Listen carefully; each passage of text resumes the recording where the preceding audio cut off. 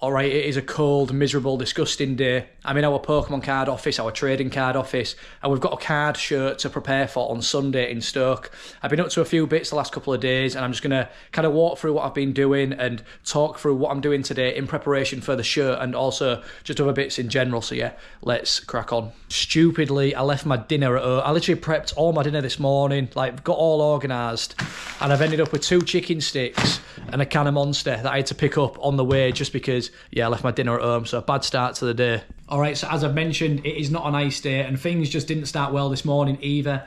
My contact in Japan, who I usually go to for sealed Japanese stuff, basically, long story short, the order I put in yesterday, he got back to me in the middle of the night, and yeah, he sold out of it all within the time of me going to sleep and waking up. Everything's sold out, and that being Mega Dream with and without shrink wrap, and also Nihil Zero.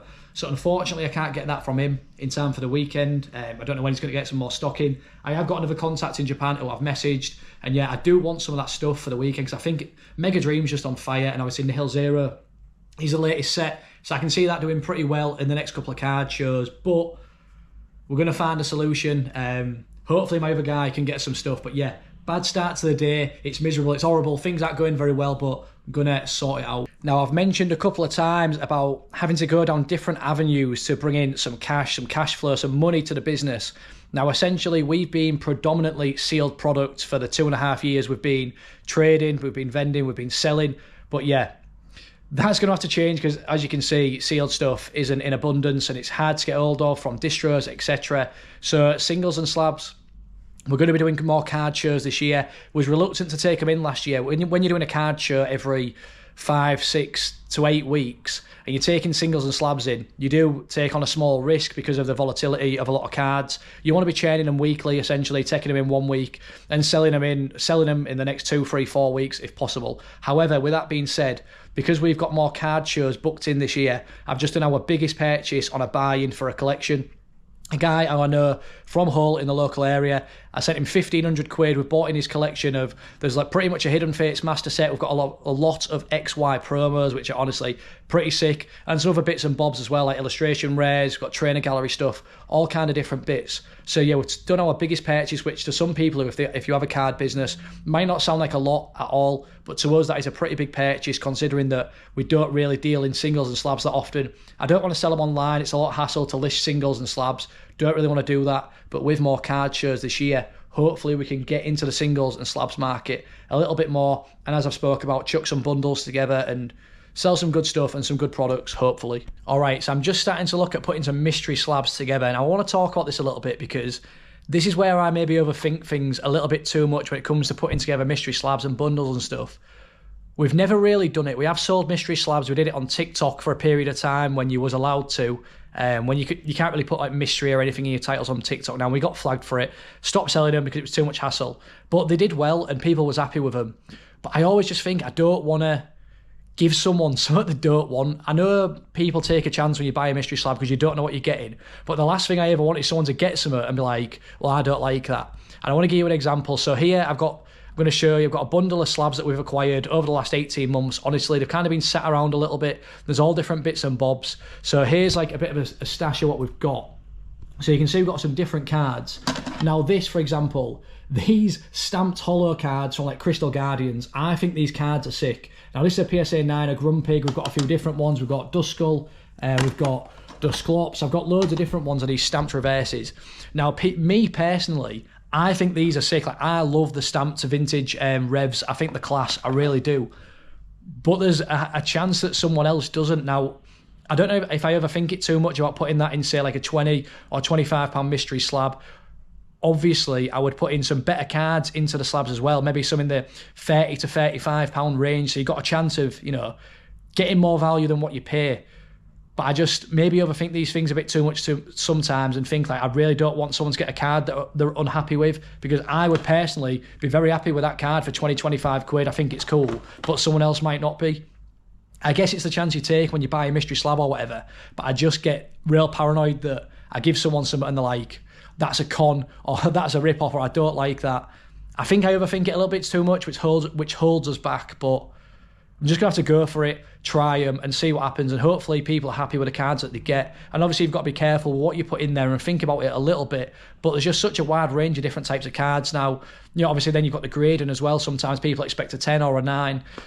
I don't know. There's a lot to think about, and I just want to put together products that people are happy with buying and people are going to be essentially not disheartened with when they crack the product or open the pack. What, so you got Harry Styles tickets? Yeah. Ah, buzzing. Nice one. How good is that? That's real good. What is it with you? All right, so essentially what I'm going to do is I'm going to go through all these slabs. I'm going to price them up individually, and yeah, some I'll be putting to a side that I don't want in the mystery slabs. I want to price the mystery slabs at around £20 to £25, so depending on the outcome and the value on a lot of these slabs, it'll determine what price I set on the mystery slab bag. Obviously, I want to buy some more slabs in as well to continue with this, not just the ones that I've got. But that's essentially what I'm going to do. We made a sale on Shopify as well while I was having a bite to eat. 2 Team Rocket tins, pretty cushy, so I'll get that packaged up and that'll get sent out today as well. But yeah, time to take a look through these slabs. I've not looked through these literally in months, so I don't even know what's there. See what we've got, price them up. Right, I'm taking a break from the pricing just to do these orders. So I've packaged up a Charizard UPC, which leaves us with 1 remaining. Then I've got 2 Team Rocket tins in a separate order. We've got a Mewtwo and a Persian, which will fit nicely into this box. And yeah, I'll get them fired off today. All right, so obviously I've made a start pricing up these slabs. You can see here, I've organised them into kind of like different piles. So here we've got kind of cards that are worth £25 and above. We've got some good stuff in here. Got like Latios from Surging Sparks. Got Hisuian Zoroark from Crown Zenith. We've got a couple of Squirtles that are valued at like 60 quid. So they won't go obviously in these 25 or £20 slab bags, whatever I determine the price to be in the end. Then we've got the EX Crystal Guardian stamp cards. Honestly, I just think these cards are sick. I really do. The reverses with the stamps are just cool. I've got a pile over here of like vintage PSA 8 first editions. These I would not include, especially these trainer cards. They won't be going in. However, I have got some PSA 9 first edition cards, which I would likely put in. Ignore these stickers on the cards. I mean, we didn't actually put these on. Whoever sold them to us had them on. But a lot of these cards fetch around £25 to £30. There isn't much sales data for them. But recent solds are saying 20 to 25, up to 30 quid. Whether I include them in some mystery slabs, I'm unsure at the minute.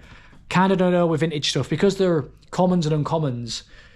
I don't want to say they're desirable, but then again, for a £20, £25 slab, you're not going to get anything crazy, right? So I'm undecided with them at the minute. Again, it's all down to my own judgment and maybe what some solds are saying and all that kind of stuff. But at the minute, I'm on the fence with them. And then at the back, I've got some stuff which is kind of like anomalies, just like some random bit. I mean, I've got a PSA 4 Pidgey up there, obviously. Not going to put that in. Just some real random bits that I've acquired, which won't go into the bags. I do need some more slabs to make up these bags with. This is kind of just the start, and maybe releasing a super small batch for the next show. And like I say, I want them to be decent, which is why I'm on the edge. Some people, again, first edition cards, commons and uncommons, like this Quilava is pretty cool. Some people would be really happy with it. Some people wouldn't. And I'm kind of just need to bite the bullet with it a bit, I guess, because at the end of the day, especially if it was a £20 slab, it's just a bit of fun. You get a cool card. It's not going to be a 10, essentially. And, you know, the first edition stuff is cool. Again, maybe I'm overthinking it, but this is stuff I'd be happy with. But whether someone else would be, I don't know. Especially, you know, the reverse stamps like we spoke about, I'd be super happy with that. But whether someone else would be, I don't know. So we just have to try them out, gauge opinion. And yeah, I think they'd be fair for 20, 25 quid. Honestly, I do. And chuck some more expensive cards in there as well. And obtain some more slabs to put into the packs. That's kind of where I stand at the minute. So yeah, it's about 4 PM now. I'm going to go to the gym. Then I've got footy training. And then I'm probably going to go home and continue to price up singles and slabs. Again, I mentioned I want to make some like bundles of singles. Don't know how to approach that yet. We're kind of the value to put in there and how many cards to offer and all that stuff. I'm going to figure it out based on what we have and what I think can bring good value to people and make people want to come back and buy another one. Or like I said, I don't want to sell crap. I want to sell some decent products and not just make... Because let's be honest, you can make such gimmicky money with Pokemon offering like these mystery bags and stuff. It's so easy to say, oh, well, there's a 1 in 5 chance of this and there's a 1 in 2 chance of that or 1 in 10 chance of this, and then not even put it in there. That is something I will never do, something I don't want to do. I want these to be actually decent value. People are happy with them. And yeah, I want to make sure that these products and these bundles that I put together are right. Probably that is what has stopped me doing it for so long, because I always overthink these things. But yeah, just going to make sure they're decent products, continue pricing up stuff tonight, and yeah, that's about it really. Not too interesting, but It's all part of the game. It's all part of the game. And I know I mentioned about some people maybe not being legit with numbers and stuff, and it's quite possible to do that, right? Like I mentioned, it's quite possible for people to do that. But honestly, I do believe that the majority of people do offer what they say in their mystery bundles and packs and stuff. I'd like to say 99.9% people do, but we've all seen like the controversial stuff that happens on TikTok, on whatnot, on these streaming platforms and stuff. There are people out there who will lie about this stuff. That is a fact, unfortunately. So yeah, you just want to buy from people that you trust, and we want to be one of them sources for this kind of stuff. That's why I'm so determined to make them good value and make people happy with these sort of bundles. They've got to be right. They've got to make people want to come back and buy some more and get good value. Essentially, if we make good bundles, it's good for business because people come back and buy more. And ultimately, I couldn't think of anything worse than just lying about stuff to get more sales. Never have done, never will do. Not a bit of us. But yeah, and I'm sure most people are the same, honestly. But it's just all the controversy that you see all the time.